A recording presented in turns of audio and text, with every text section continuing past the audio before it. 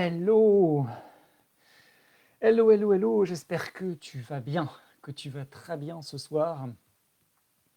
On se retrouve pour un live sur le mental et surtout sur la procrastination, sur le manque de temps, de motivation, sur le manque de confiance. Parce que tu vas t'apercevoir qu'en fait, derrière tous ces mots, il y a le mental qui est derrière. Et avec des bonnes clés, on peut activer et dépasser ces problématiques, comme je le dis, de procrastination, de manque de confiance, manque de temps, manque de motivation. Donc on va le voir effectivement dans ce live et je vais te donner des clés qui vont te permettre de pouvoir dépasser ça. Bon, alors, l'objectif de ce live, évidemment, c'est de te donner des clés, mais peut-être avant, c'est de faire en sorte que déjà tu saches pourquoi en fait je donne ce live. Si tu es peut-être aujourd'hui dans une situation où toi tu as envie de créer une activité, que ton activité actuelle n'a pas de sens, que tu sois salarié ou pas, ou même que tu sois dans une activité qui a du sens, tu as créé ton activité, mais ça ne fonctionne pas, ça ne fonctionne pas suffisamment, tu n'arrives pas à te réaliser. En fait, ce qui se passe, c'est que ça ne tourne pas suffisamment, le truc ne se lance pas concrètement.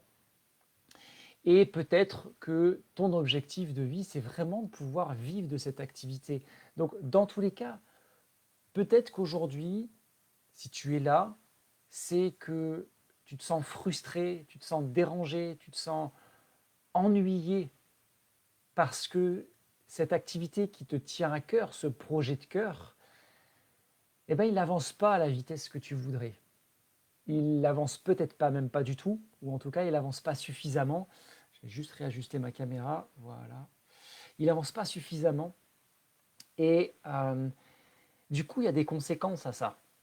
Il y a peut-être des conséquences que, j'en ai parlé, une question de motivation. On a énormément de motivation quand on démarre un projet, et puis petit à petit, à force d'essayer de lancer des choses à droite et à gauche, mais que ça ne marche pas, on perd petit à petit de la motivation. Et puis peut-être aussi des problématiques de temps parce que on cherche, tu as peut-être un temps assez limité, tu as peut-être même une famille ou tu as peut-être tout simplement, alors je vais dire des amis. Aujourd'hui, on a des amis, mais vu la situation, effectivement, il existe encore les apéros Skype, mais on y passe quand même un petit peu moins de temps. Il n'empêche que, voilà, on peut se confronter à ce problème de temps et quand on veut lancer un projet et qu'au final, on n'arrive pas à trouver euh, le nécessaire pour pouvoir se développer, arrive effectivement manque de motivation, manque de confiance aussi, ça peut être une conséquence, c'est même une conséquence en fait, à force de lancer, au bout d'un moment, au début on a énormément de confiance, on se dit oui ça va fonctionner, ça j'y crois, etc. Et puis comme il n'y a pas de résultat, comme il y a peu de résultats, la confiance, elle finit par petit à petit disparaître. Et et au final, plus cette confiance disparaît, plus la motivation disparaît, plus commence à apparaître aussi la procrastination. Le fait de, ouais, il va falloir que je le fasse, mais j'arrive pas à le faire aujourd'hui, je le ferai demain. Ou alors je le ferai plus tard. Et au final, j'arrive pas à le faire. Et au final, je ne le fais pas. Et qu'est-ce qui se passe? Il y a plusieurs possibilités. Soit ce projet qui te tient particulièrement à cœur, eh bien tout simplement, il finit par tomber à l'eau. Et j'en vois énormément, des projets qui tombent à l'eau parce qu'effectivement, au bout d'un moment, manque d'énergie, manque de motivation, manque de confiance, etc. Soit on arrive à des situations beaucoup plus gênantes, des, des grosses baisses de motivation, des grosses démotivations, voire des burn-out. Parce que je mets tellement d'énergie dans ce que je veux faire, je mets tellement d'énergie, ça a tellement de sens pour moi, que je suis prêt à me donner à, corps et âme pour ça. Mais en me donnant corps et âme, au final, qu'est-ce qui se passe? Eh bien, progressivement, eh bien, je donne beaucoup d'énergie, mais en échange, j'ai plus d'énergie en fait. Parce que si je propose des prestations, si je suis dans une activité et que je vends des prestations ou je vends des produits et qu'il n'y a pas d'achat vis-à-vis de ça, au bout d'un moment, on peut ressentir fortement cette frustration, cette déception, de se dire ok, ça ne fonctionne pas, et de se remettre profondément en question. Est-ce que c'est vraiment ça? Est-ce que ça a une chance de fonctionner? Est-ce que c'est pas trop? Est-ce que c'est pas illusoire? Est-ce que je me suis pas trompé de chemin? Est-ce que c'est vraiment ce que je suis censé faire? Toutes ces questions-là, elles arrivent et elles minent encore plus pour faire en sorte que, et ça fait en sorte qu'au final, eh bien, il y a une perte de plus en plus importante de confiance vis-à-vis de ton projet. Ce que je te partage là ce soir, c'est vraiment des clés vis-à-vis de ça, parce que derrière tout ça, je te l'ai dit, il y a la question du mental. La question du mental qui est essentielle, et il y a beaucoup d'erreurs qui sont faites par rapport à toutes ces problématiques. Par exemple, la question de la procrastination. Moi, j'en sais quelque chose que j'entends très souvent, je procrastine quelque chose. En fait, la procrastination, c'est comme si je disais ah ben je saigne au niveau de ma jambe. Ma jambe est coupée en deux, je dis ma jambe saigne. En fait, c'est juste la conséquence de quelque chose parfois de plus important, de beaucoup plus lourd, et je n'en vois que la surface, ou je ne peux en voir que la surface. En fait, la réalité, c'est que derrière la procrastination se cache pas mal de choses, dont notamment le mental dont on parle ce soir. Et ça, c'est une erreur fondamentale de se dire, oui, je procrastine, c'est aussi normal de procrastiner. En fait, si tu es exactement dans un projet de cœur pour toi qui t'emmène, un projet de cœur pour moi, c'est un projet où justement, il y a de la motivation naturellement. Donc si progressivement il manque de la motivation, il y a deux possibilités. Soit ce n'est pas tout à fait un projet de cœur, donc il y a besoin de réajuster pour aller vers quelque chose qui fait plus de sens encore, soit il y a un problème au niveau du mental. Et c'est ça dont on parle ce soir. En tout cas, la question de la motivation, c'est souvent une erreur de se dire « ouais, je procrastine parce que derrière, il y a quelque chose de plus important. » C'est ce qu'on va aussi creuser ce soir. Donc, juste faire attention à cette question, à cette erreur-là, en fait, de procrastination. Pareil pour le manque de motivation. Je le lis très souvent, ça, je l'entends très souvent, c'est je suis démotivé, je ne suis pas motivé. Toujours pareil, est-ce que ce que tu fais, premièrement, ça fait du sens? Et deuxièmement, est-ce que tu n'as pas un gros frein à main qui est tiré et qui t'empêche d'avancer? Et ce gros frein à main, tu vas le voir, c'est peut-être ton mental. Ton mental, ça peut être quelque chose qui te permet de te propulser, d'aller très loin et de faire en sorte de faire des choses que tu n'aurais peut-être même pas imaginé faire pour te permettre de te réaliser profondément, personnellement et avec cœur. Ou alors, à l'inverse, ça peut être l'énorme frein à main qui t'empêche d'aller en haut de la montagne que tu es en train de viser, mais que tu n'arrives pas à atteindre parce que tout simplement tu as ces freins. Donc le mental, c'est comme un couteau, ça peut être utilisé pour faire des belles choses, comme ça peut être utilisé pour faire des choses beaucoup plus délicates, beaucoup plus problématiques. Donc là, ce soir, je vais te partager 4 clés essentielles. 4 clés. Et la dernière clé est une des clés les plus puissantes que je puisse connaître pour justement permettre de débloquer le mental. C'est une clé qu'on utilise très rarement, et moi je l'ai vue en fait dans beaucoup d'accompagnements. Justement, je ne l'ai pas vue dans beaucoup d'accompagnements.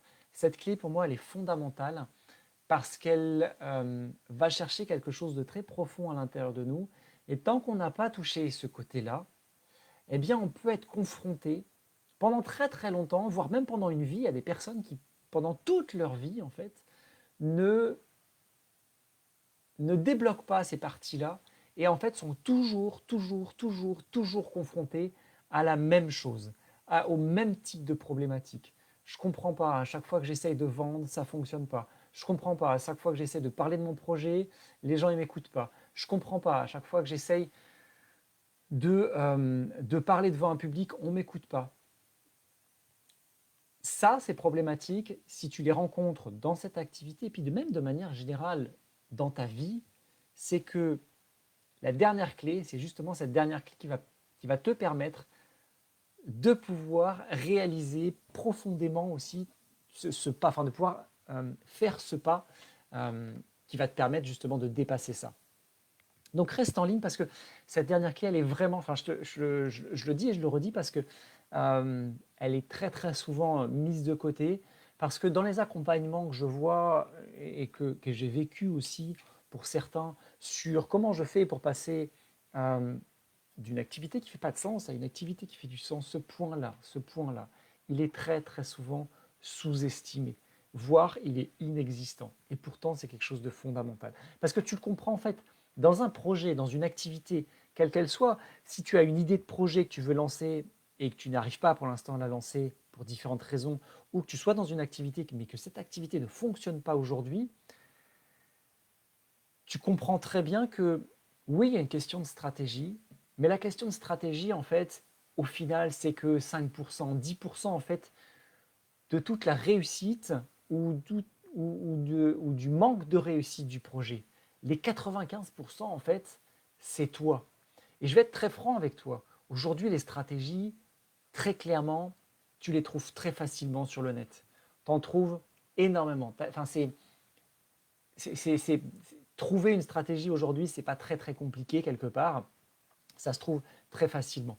Par contre, ce qu'il y a derrière, les 95%, travailler sur toi et travailler notamment sur ton mindset, ton état d'esprit, entre guillemets, cette partie-là, elle est travaillée, mais elle est rarement travaillée en profondeur.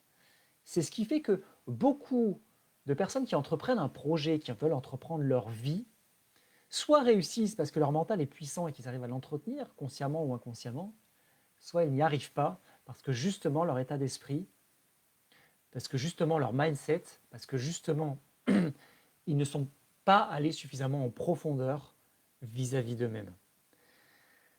Donc attention, c'est ces erreurs-là que je rencontre très souvent, de se dire oui, j'ai besoin des bons outils, j'ai besoin des bonnes stratégies, oui, mais c'est que 5%. Donc si tu ne réussis pas aujourd'hui, c'est certainement dû à justement ces 95% qui te manquent profondément. Alors je te l'ai dit, aujourd'hui, on parle procrastination, manque de temps, manque de motivation, manque de confiance, parce que ce qu'il y a derrière, très concrètement, en fait, c'est le mental. Pourquoi je te parle du mental et pourquoi tout ça c'est relié à la procrastination et au manque? Parce que, alors là je vais faire une petite digression, je vais juste expliquer quelque chose qui va te permettre de vraiment comprendre en profondeur pourquoi est-ce que le mental il est si important. Déjà, il faut que tu comprennes que si je prends juste le sens de la vue, et après tu utilises les 4 autres sens de la même manière, mais si tu utilises le sens de la vue, là, dans ce que tu vois aujourd'hui, dans ton environnement, tu as conscience que tu ne prends conscience que d'une petite partie de choses. Par exemple, autour de toi, tu as peut-être un téléphone, un ordinateur, mais tu as autre chose. Tu as peut-être une table, tu vois peut-être tes pieds, ou tu vois peut-être... Et tout ça, si je ne te l'avais pas dit, tu n'en aurais peut-être pas pris conscience. Donc ce qui se passe par rapport à ça, c'est que ton mental, il ne se focalise là que sur une petite partie, une toute petite partie de ce que tu vois. L'inconscient, il enregistre tout, mais la partie consciente n'enregistre qu'une petite partie. Et en fait, il y a naturellement une omission d'une grande partie de ce que tu vois. Donc là, je t'ai parlé de la vue, mais c'est la même chose avec les 4 autres sens. Dans ce que tu entends, tu n'écoutes pas forcément, tu n'écoutes pas tout, sauf si tu es concentré, si tu es présent. Et là, on va parler justement de la... Ah, j'ai perdu le terme. La méditation de pleine conscience. Voilà, typiquement, c'est ça, c'est vraiment être complètement présent à ce qui se passe autour de soi, autant à travers la vue que des 4 autres sens, l'odorat, l'ouïe, etc. Mais le mental, en fait, et la partie consciente du mental, elle va non seulement enlever des choses, mais elle va aussi déformer des choses. Elle va déformer des choses parce que, encore une fois, on ne peut pas tout enregistrer. Et il va falloir à un moment donné quelque part, qu'on synthétise l'information et on va la synthétiser en fonction de notre vécu.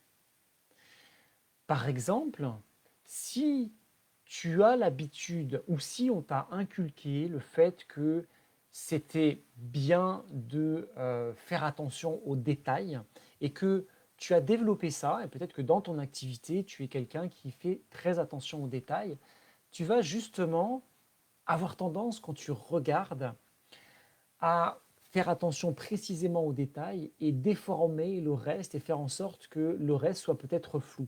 D'ailleurs, dans ta mémoire, euh, dans un rêve par exemple, ou même dans ta mémoire quotidienne, il y a des choses qui sont déformées. C'est ce qui fait que par rapport à une situation identique, deux personnes, même si elles ont vécu la même chose, eh bien, ne vont pas se souvenir exactement des mêmes choses. Parce que chacun va avoir déformé en fonction de ses croyances, en fonction de son état intérieur, en fonction de sa culture également, en fonction de beaucoup de choses. Eh bien, on va déformer l'information pour pouvoir la stocker et pour faire en sorte qu'elle corresponde à notre vision des choses. Alors, en période de confinement, avec toutes les tensions qu'il peut y avoir, qu'on peut retrouver sur les réseaux sociaux, où oui, je suis pour, non, je suis contre, etc., on est typiquement en fait dans cette distorsion. Par rapport à une même situation, on va avoir tous et toutes des points de vue qui vont être différents, divergents. C'est ça ce qu'on appelle la distorsion. Mais la distorsion aussi, elle mène notamment à la créativité. C'est-à-dire que, tiens, j'ai un stylo, oh, bah avec ce stylo, je pourrais faire un avion, je pourrais lui ajouter deux ailes, et puis tiens, j'ai envie de le dessiner, ce stylo, et puis finalement, ce stylo, il va devenir un serpent. Ça, c'est de la distorsion, et grâce à la distorsion, ce n'est pas des choses qui sont négatives en soi, ça va nous donner de la créativité. Puis la dernière chose que fait le mental, c'est la généralisation. La généralisation, elle est indispensable. Par exemple, quand tu apprends, tu ne peux pas tout apprendre de manière générale. Enfin, tu ne peux pas tout apprendre. Donc, ton cerveau va généraliser pour pouvoir mettre d'amalgamer et d'enregistrer l'information. Donc, grosso modo, on fait de l'omission consciente, enfin, le mental, pour pouvoir enregistrer, fait de l'omission consciente, de la distorsion et de la généralisation. Et derrière ça, et j'en ai parlé un petit peu, la distorsion notamment en fait particulièrement partie, il y a des croyances. Et derrière les croyances, c'est particulièrement le mental qu'il y a. C'est quoi une croyance? Si tu ne le sais pas encore, c'est OK. Du coup, une croyance, c'est tout simplement quelque chose qui s'est forgé dans ta tête, qui est devenu une vérité pour toi et qui n'est pas forcément une vérité d'ailleurs pour les autres, et qui, à force d'avoir été creusé comme une vérité, s'est installé comme une vérité vraie pour toi et tu as l'impression que c'est une vérité, alors que ça n'en est pas une nécessairement. Par exemple, une croyance, ça peut être je ne suis pas suffisamment à la hauteur pour monter sur la scène et pour parler devant des personnes. Ça a été construit au fur et à mesure, mais en tant que tel, c'est une croyance qui n'est pas justifiée, il n'y a rien qui t'empêche de le faire concrètement. Bon. Donc, les croyances, les croyances et le mental fonctionnent comme ça. Donc les trois choses, l'omission, la distorsion, la généralisation, sont des choses qui pourraient paraître négatives, mais je te l'ai montré derrière, il y a des choses positives aussi. Et les croyances, on en parle très très souvent de manière négative, on parle des croyances limitantes. Il y a aussi des croyances qui sont constructives, il ne faut pas l'oublier non plus, et c'est hyper important d'avoir des croyances, des choses profondément auxquelles on va croire qui vont nous permettre d'avancer. D'ailleurs, si on a construit nos croyances aujourd'hui, toutes les croyances qu'on a sont au départ des croyances qui sont positives, qui nous ont permis de nous en sortir, qui nous ont permis parfois de survivre mentalement, psychologiquement, parfois physiquement, mais dans tous les cas, ce sont des croyances qui nous ont permis d'en arriver là où on en est. Sauf qu'aujourd'hui, ces croyances, par rapport à ton entreprise de vie, elles t'empêchent d'avancer. Elles t'empêchent d'avancer et du coup, ces croyances deviennent limitantes. Là où au départ elles étaient constructives, elles deviennent aujourd'hui limitantes. Ceci étant, les 4 fameuses clés dont je t'ai parlé, ces 4 fameuses clés, elles sont vraiment extrêmement importantes. Et tu vas le voir, ces 4 clés, je les utilise en profondeur avec la méthode que j'ai créée, la méthode pure, qui te permet justement de pouvoir entreprendre ta vie et de pouvoir justement te libérer de ces freins pour l'entreprendre à plein potentiel, à ton vrai potentiel. Parce que je crois qu'on est tous et toutes exceptionnels et que ces fameux freins dont on est en train de parler nous empêchent de l'exprimer, nous empêchent de le montrer. Donc ce soir, les 4 clés dont je voudrais te parler. La première clé, c'est justement par rapport à ces croyances. On peut en parler de quelques-unes. Il va être important pour toi de déterminer quelles croyances tu as dans ton activité, même de manière générale. Alors, parmi les croyances, on en a pas mal. Par exemple, on a ce qu'on appelle le fameux syndrome de l'imposteur, dont on entend parler partout. Le syndrome de l'imposteur. Je ne me sens pas suffisamment légitime pour pouvoir faire ceci ou pouvoir faire cela. Je n'ai pas suffisamment de compétences. Je n'ai pas suffisamment le bon diplôme. Du coup, je vais aller cumuler les diplômes, je vais aller cumuler les formations, je vais aller cumuler les expériences pour me rassurer quelque part, mais c'est une course à la graduation, au diplôme, qui très souvent amène à pas grand-chose. J'en ai été le premier, je me suis formé à énormément de choses qui m'ont, oui, très clairement, qui m'ont apporté des outils, mais dans tout ce que j'ai appris, très sincèrement, aujourd'hui, j'en ai utilisé 5 à 10%. Ça m'a permis d'aller creuser à l'intérieur de moi, mais depuis très longtemps, j'aurais pu faire ce que je fais aujourd'hui, j'aurais pu le faire bien plus tôt, parce qu'en fait, pendant très longtemps, ce fameux syndrome de l'imposteur m'a empêché aussi de me mettre, d'avancer concrètement dans mon projet. Donc, il y a le syndrome de l'imposteur qui est lié définitivement derrière à la légitimité. Est-ce que peut-être toi, tu es dans la question dans la croyance plus précisément, dans des croyances sur l'argent, ok? Les croyances sur l'argent, elles sont très, très, très, très, très fortes dans la société, ok? On a tous envie de gagner de l'argent, mais on a peut-être eu une éducation, une enfance, et là je ne jette pas la pierre ni aux parents ni aux personnes qui t'ont éduqué, mais la réalité c'est que très souvent, quand on parle des personnes qui sont riches financièrement, euh, on peut avoir un côté très critique. Oui, mais cette personne-là, elle a mal gagné son argent, ou alors être riche, c'est pas bien, c'est pas beau, c'est pas. Donc il y a cette ambiguïté-là de j'aimerais bien gagner de l'argent et en même temps, je suis en face de la réalité, c'est est-ce que j'ai envie de ressembler à une personne riche avec derrière l'idée que être riche, c'est être pas honnête, par exemple. Ça, c'est une croyance vis-à-vis de l'argent. Si tu es là-dedans, justement, liste ces croyances. Croyances, le syndrome de l'imposteur, croyances sur l'argent, croyances sur ta valeur aussi. Quelle valeur tu as profondément? Quelle valeur tu te donnes? Quelle valeur tu estimes avoir? Et la question de la valeur, elle est hyper importante, et notamment quand tu vends des prestations. Si tu vends des prestations ou des produits ou peu importe, particulièrement quand tu vends des prestations et notamment quand tu vends des prestations autour de l'accompagnement, autour de la thérapie, autour de toi, en fait, de tes compétences, à partir du moment où tu fais ça, se posent nécessairement les questions de la valeur. Ok? Pendant très longtemps, j'ai commencé à vendre au départ des, accompagnements. Alors au début, je faisais de la thérapie, à vendre des accompagnements à 0 € en fait. Les fameuses séances gratuites. Puis après, j'ai commencé à les faire à 20 €.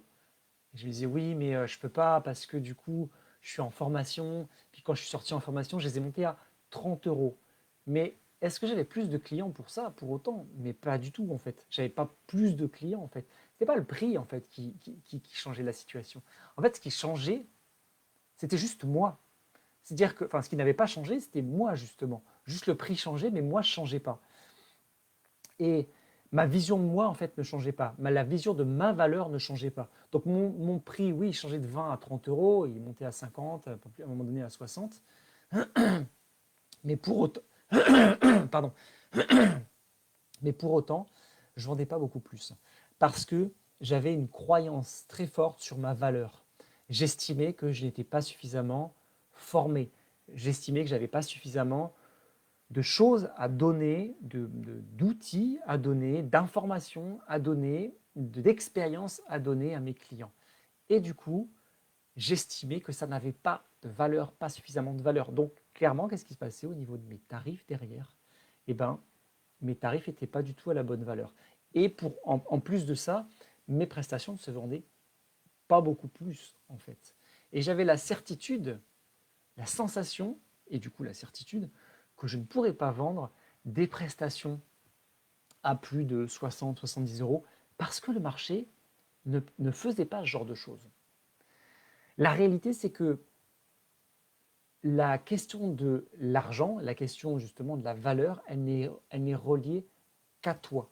La- la- la- la- le tarif de tes prestations, le tarif de ce que tu vas vendre dans ton projet, dans ton produit, dans ton entreprise de vie, si tu vends quelque chose, elle n'est reliée qu'à toi. C'est une question de valeur, de la valeur que tu vois à l'intérieur de toi. Est-ce qu'aujourd'hui, sur cette fameuse question de la croyance sur tes valeurs, est-ce qu'aujourd'hui tu estimes que que tu vois le maximum de valeur à l'intérieur de toi, ou est-ce que tu fais partie des personnes qui se disent ouais mais je ne peux pas faire ça, j'ai pas suffisamment d'expérience, j'ai pas suffisamment, etc. J'en ai parlé il y a quelques instants. Pose-toi cette question et s'il y a un doute, tu as une croyance au niveau de ta valeur. La perfection, croyance sur la perfection dont je suis issu de manière intense, que si tu connais un petit peu mon parcours, j'ai commencé en tant qu'ingénieur, j'ai été formé en tant qu'ingénieur, j'ai travaillé en tant qu'ingénieur. Et en tant qu'ingénieur, on nous inculque qu'il faut faire les choses bien, proprement et dans un cadre. Donc la question de la perfection, elle est toujours, toujours, toujours présente.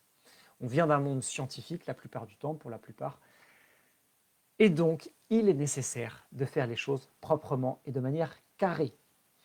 Et le problème, alors ça a des avantages, mais ça a aussi pas mal d'inconvénients. Et le fait de chercher à chaque fois à vouloir faire quelque chose de parfait, ça t'empêche de passer à l'action.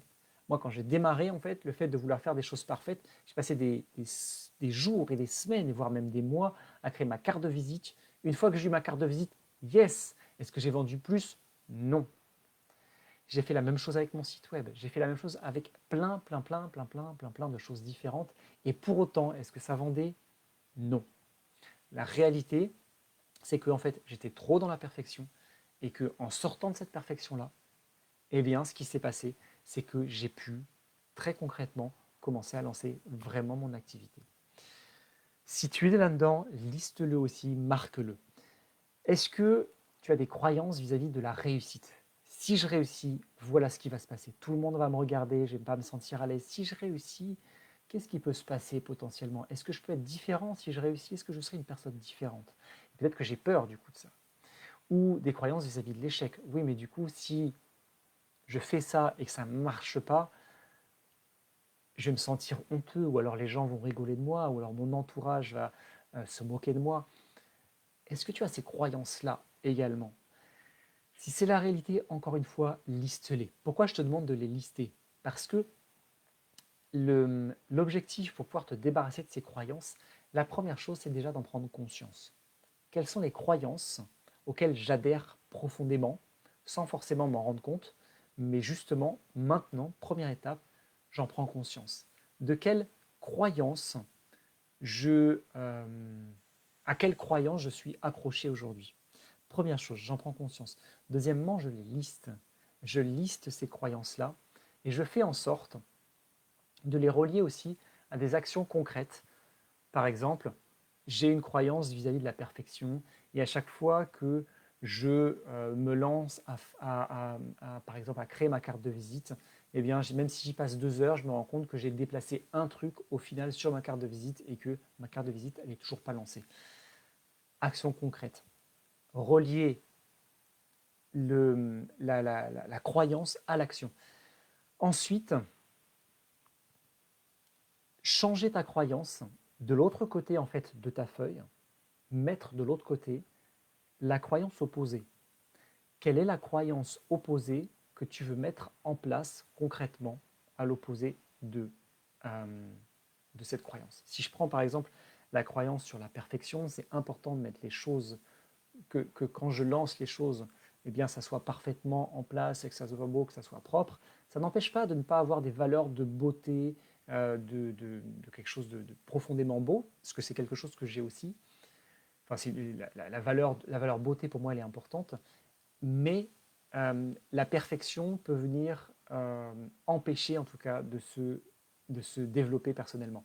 En tout cas, en face de cette croyance sur la perfection, je peux mettre en place et je peux écrire une croyance qui serait de l'ordre: c'est important pour moi de me lancer, c'est important pour moi de créer quelque chose, et ça ne sera pas parfait dès le départ. Quatrième étape, et ce n'est pas la plus petite étape, et c'est vraiment une étape extrêmement importante, c'est le passage à l'action. Le passage à l'action, et pas un petit passage à l'action, c'est que là on parle d'une croyance. Une croyance, c'est quelque chose qui a été installé depuis des années. Donc pour pouvoir passer à l'action par rapport à pour pouvoir changer une croyance, il est nécessaire de passer à l'action massivement. Okay, donc, si je reprends l'exemple de ma carte de visite, ça va être de dire, ok, à partir de maintenant, sur cette carte de visite, je prends 1 heure et elle est terminée. Et sur la création de mon site, je vais passer 2 jours et au bout de 2 jours, il est terminé, etc., etc., etc. Action massive vis-à-vis de cette croyance pour pouvoir la détruire. Premier point, les croyances. Deuxième chose par rapport au mental, donc les croyances, à partir du moment où tu les dépasses et tu les exploses, et c'est exactement ce que je vais faire dans mes accompagnements, je vais exploser ces croyances. Évidemment, l'idée d'exploser, c'est pas venir t'exploser littéralement et te mettre en 1000 morceaux, mais la réalité, c'est que sans ces croyances, tu fais des pas de géant, tu fais des bonds énormes. Donc, quand tu exploses ces croyances, tu vas 2, 3, 4 fois plus vite. Parce que tu procrastines plus, etc. Deuxième chose, deuxième clé, la question des émotions. Les émotions, elles sont souvent perçues comme émotions positives, émotions négatives. Donc, je vais utiliser quand même ces mots-là parce que dans tous les cas, on a quand même besoin d'avoir un vocabulaire qui nous permette quand même d'aller assez vite. Mais quelque part, il n'y a pas d'émotion qui soit négative. Parce que l'émotion en soi, c'est quoi? C'est une information qui te vient du corps. Et cette information, elle est reliée à quelque chose d'important. Cette information, l'émotion, en fait, elle est reliée par rapport à une situation que tu es en train de vivre et qui te dérange. Et l'émotion, c'est quelque chose d'inconscient. Si tu n'en prends pas conscience, justement, ton mental va friser. Ton mental va t'empêcher d'avancer. C'est particulièrement ce qu'on voit en ce moment, notamment par rapport à la peur du coronavirus, où on voit beaucoup de personnes qui frisent littéralement, qui sont dans cette sensation de « je n'avance plus parce que j'ai tellement peur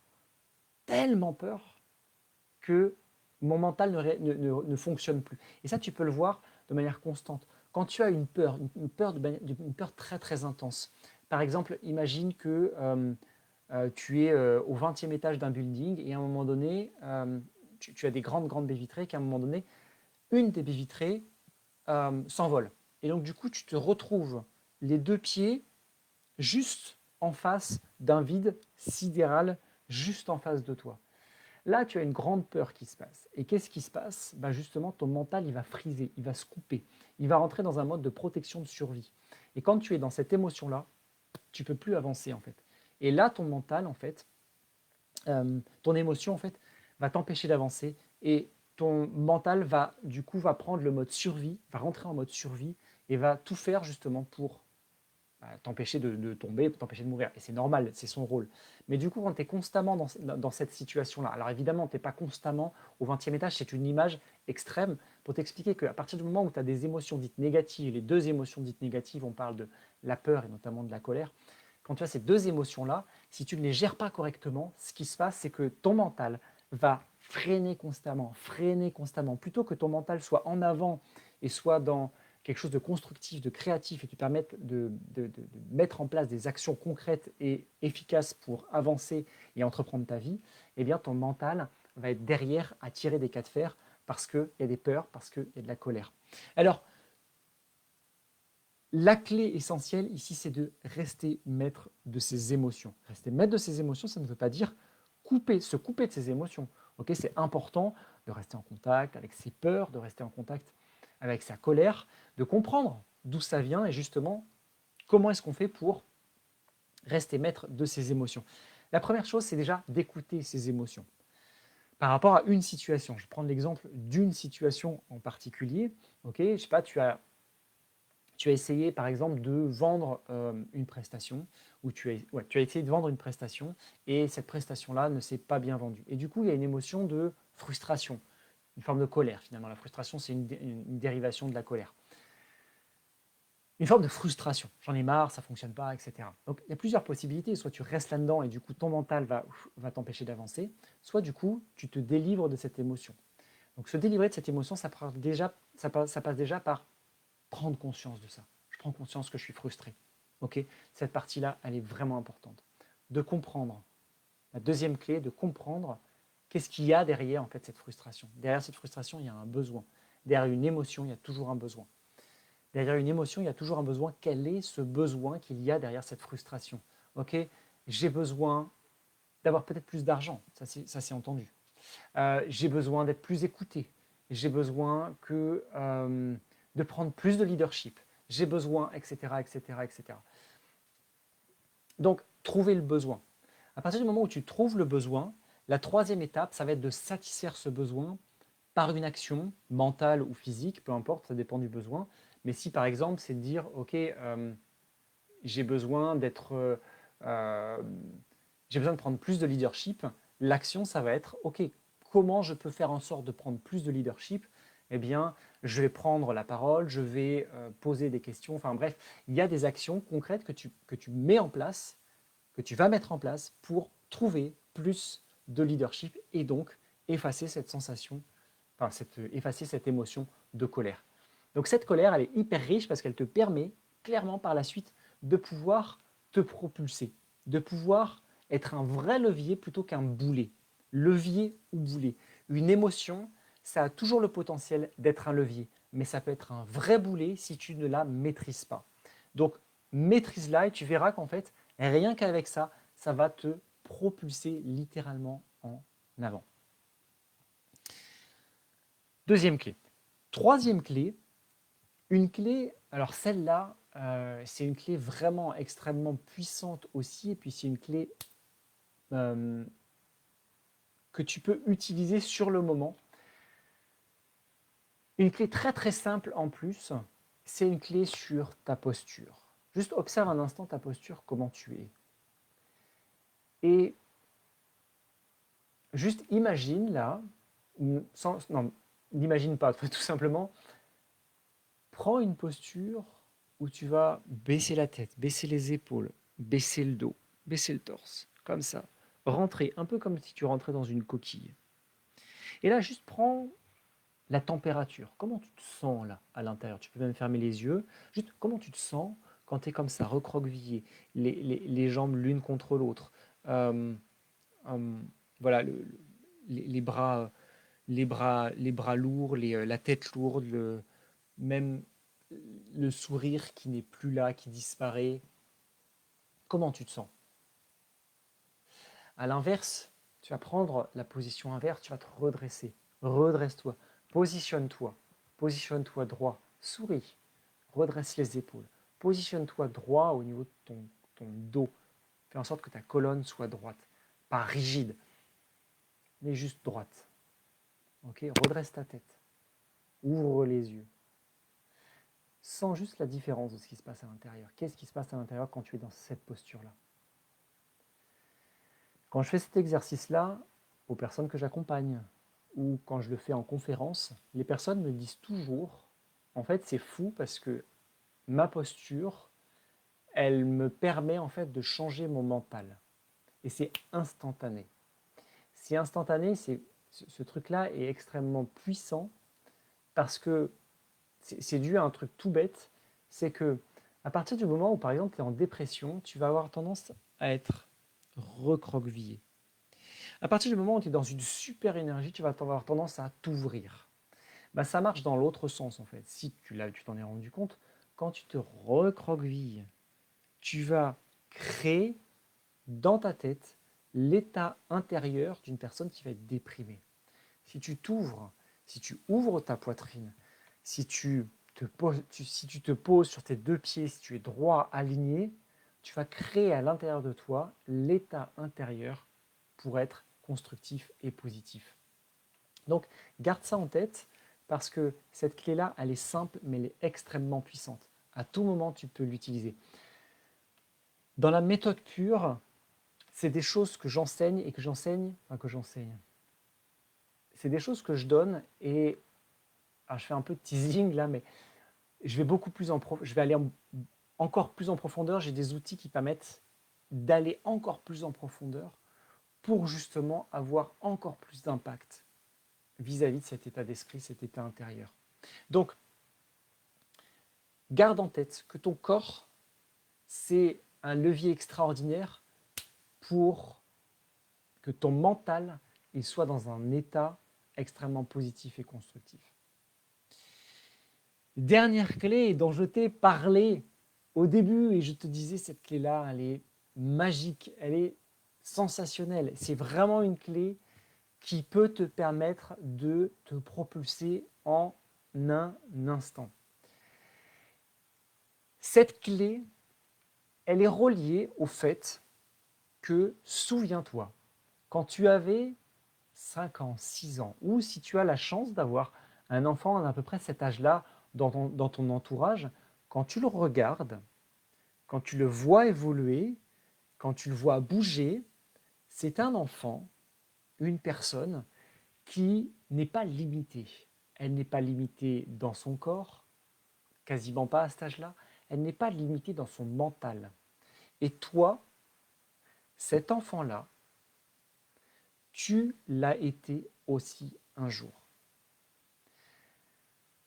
C'est des choses qui sont réelles en fait dans la psychologie de l'enfant. C'est qu'à partir de 6 ans, commence à se créer la conscience de soi, et qu'à partir de 6 ans, commence à se créer aussi l'univers autour de soi. Je le vois très bien, mon fils a 6 ans, donc c'est très très clair. Et commence à se créer en fait cette conscience de moi vis-à-vis de l'autre, et commence à se créer aussi les fameuses croyances et le fameux mental, justement.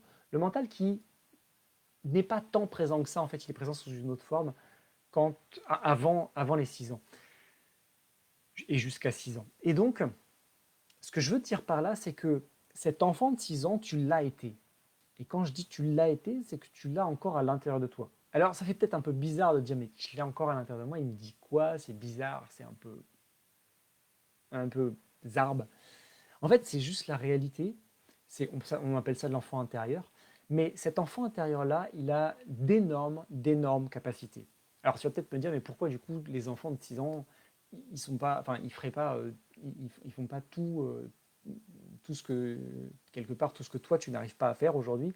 Parce que tout simplement, un enfant de 6 ans, oui, effectivement, il a d'énormes capacités, sauf qu'il n'a pas encore en fait choisi consciemment ou inconsciemment, il n'a pas encore trouvé son chemin, l'endroit où il devrait être. Il a besoin d'avoir des expériences concrètes sur la terre ferme pour justement déterminer tout ça. Il a besoin quelque part de se structurer. Donc ceci étant, cet enfant de 6 ans, tu l'as à l'intérieur de toi. Cet enfant de 6 ans, il a une énergie explosive, énorme. Pourquoi il a une énergie explosive? Parce que justement, il n'est pas limité par son mental. Cette énergie explosive, elle est à l'intérieur de toi. Cette énergie, elle est explosive, c'est exactement ton enfant intérieur. Donc tu peux te reconnecter, je vais t'en parler, tu peux te reconnecter à cette énergie explosive, cette énergie brute, cette énergie centrale, cette énergie de cet enfant-là. Cet enfant-là, quelque part, il n'est pas limité. Et c'est nous qui le limitons en tant qu'adultes pour lui permettre, entre guillemets, de rentrer dans des cases. Et ce n'est pas quelque chose de positif ou de négatif, c'est juste que dans la société dans laquelle on est, ou tout simplement dans le fait d'avancer dans la vie, à un moment donné, on est obligé de se limiter, de se focaliser sur certaines choses. Et cette focalisation-là fait que, oui, on perd à un moment donné une partie de notre énergie. Alors comment faire pour la retrouver? Eh bien, c'est justement l'objectif, c'est d'aller se reconnecter à cet enfant intérieur. Cet enfant intérieur, en plus, quand il a fermé des grosses barrières, et donc du coup il a fermé énormément d'énergie, la plupart du temps, c'est parce qu'il y a eu des grosses blessures. Les grosses blessures, la plupart du temps qu'on a, se font entre 0 et 6 ans. Et les grosses blessures, ce n'est pas forcément des grosses blessures physiques ou émotionnelles. Des fois, ça peut être juste une blessure émotionnelle qui est reconnue par l'enfant comme telle, mais pas forcément par son entourage. L'entourage a peut-être été très bienveillant, très constructif, très positif pendant toute l'enfance de l'enfant, mais pour autant, l'enfant, à un moment donné, a pu ressentir cette frustration de ne pas être suffisamment en contact avec sa mère ou avec son père, d'avoir une relation distendue avec l'un ou avec l'autre, une relation ou quelque chose qui l'a frustré à un moment donné ou à un autre. bien que tout ça, ça a pu être bienveillant. C'est-à-dire que quoi que vous puissiez faire, quelque part, il y a toujours quelque chose de cet ordre-là qui se crée. Donc, ce que je veux dire, c'est que cette énergie-là, tu peux t'y reconnecter. Et pour pouvoir t'y reconnecter, déjà, il faut accepter que cette énergie-là, tu l'as à l'intérieur. Et je peux te dire que cette énergie, quand tu t'y reconnectes, c'est le fameux exceptionnel dont je te parle, quand tu te reconnectes à cette énergie, tu te transformes littéralement. C'est là où on va parler d'alignement. C'est là où on va parler d'énergie brute, d'énergie pure. C'est là où on va parler de foncer. Quand on parle, par exemple, d'être dans le flow, cet état intérieur où je travaille, où je fais une tâche pendant une demi-heure, 1 heure, 2 heures, je ne vois même pas le temps passer, je suis tellement dedans, je le fais tellement vite et tellement bien que, waouh, je suis dedans. C'est exactement ça. On est dans un état énergique qui est extrêmement puissant. Un sportif qui va être, par exemple, concentré juste avant la course, pendant la course, il est dans cet état intérieur-là. Donc là, je te parle exactement de ça. Je te parle de cet état intérieur, de cette énergie qu'il y a. Comment faire? Eh bien déjà, en fait, le plus simple pour le faire, c'est d'aller à la rencontre, dans une visualisation, d'aller à la rencontre de cet enfant intérieur. De faire en sorte de te reconnecter, d'échanger avec cet enfant intérieur. Qu'est-ce qu'il a vécu? Qu'est-ce qu'il a à te partager? Qu'est-ce qu'il peut te dire, cet enfant que tu as été à 6 ans? Il a certainement beaucoup, beaucoup, beaucoup de choses à te partager. Ça peut être de la frustration, ça peut être un manque d'amour, ça peut être un besoin d'amour profond, ça peut être, tout simplement une sensation d'avoir été rejeté, une sensation d'avoir été critiqué. Ça peut être plein de choses comme ça. Remets-toi en contact avec ton enfant intérieur, avec cet enfant de 6 ans, pour recréer le maximum de liens avec lui et faire en sorte de faire exploser toute cette armure que tu as pu construire à un moment donné, ces couvercles que tu as mis parce que c'était pas bien de faire ça à l'époque, parce qu'il fallait pas le faire, parce que, etc. Sauf qu'aujourd'hui, tu en as besoin de ça. Cette reconnexion avec ton enfant intérieur, elle est, je te le redis parce que c'est une réalité, elle est extrêmement puissante. C'est une des plus grosses clés que tu puisses connaître pour pouvoir te reconnecter avec ton vrai potentiel. Je te laisse l'expérimenter. Si aujourd'hui, tu veux aller plus loin et tu veux faire en sorte que ton projet, il prenne une autre tournure, que tu passes une autre étape dans ton projet, que ça aille 2 fois, 3 fois plus vite, que tu aies 2 fois, 3 fois plus de résultats, j'ai préparé pour toi une masterclass spéciale, dans laquelle je vais te délivrer toutes les étapes pour pouvoir faire en sorte d'avoir une activité qui tourne, pour pouvoir faire en sorte de te projeter dans la vie que tu rêves, pour faire en sorte d'entreprendre ta vie. Si c'est quelque chose qui fait du sens, et quand je te parle de ça, il ne s'agit pas juste de dire « Ah ouais, ça a l'air sympa, je vais le faire, on va bien voir ce qui va se passer ». Je te parle vraiment d'être profondément motivé, d'avoir un vrai sens à te dire « Oui, aujourd'hui, ça, ce projet-là, c'est vraiment important pour moi de le réaliser, et c'est ça que je vais faire à partir de maintenant ». Si vraiment tu es à ce niveau-là, à cette étape-là, contacte-moi. Mets juste en dessous de ce live, même si tu le vois en replay, juste en dessous de ce live, mets juste que tu veux recevoir la masterclass et je t'enverrai le lien de cette masterclass qui va te permettre, je te le redis en fait, de pouvoir entreprendre ta vie à ton meilleur niveau, à ton vrai potentiel, à un potentiel que tu n'imagines peut-être même pas. Un potentiel que tu n'imagines peut-être même pas. Si tu veux aller encore plus vite et trouver des solutions qui te sont spécifiques précise, contacte-moi directement. Et là, on va avancer ensemble. Je vais pouvoir te donner des clés spécifiquement pour toi, pour faire en sorte, encore une fois, que tu aies les résultats que tu mérites aujourd'hui. Donc, si c'est quelque chose qui est important pour toi, contacte-moi directement. Voilà, je t'ai tout dit ce soir. Si tu as la moindre question, pose-la juste en dessous. Je me ferai un plaisir d'y répondre. Et d'ici là, je te souhaite une excellente soirée. À très bientôt. Bye bye.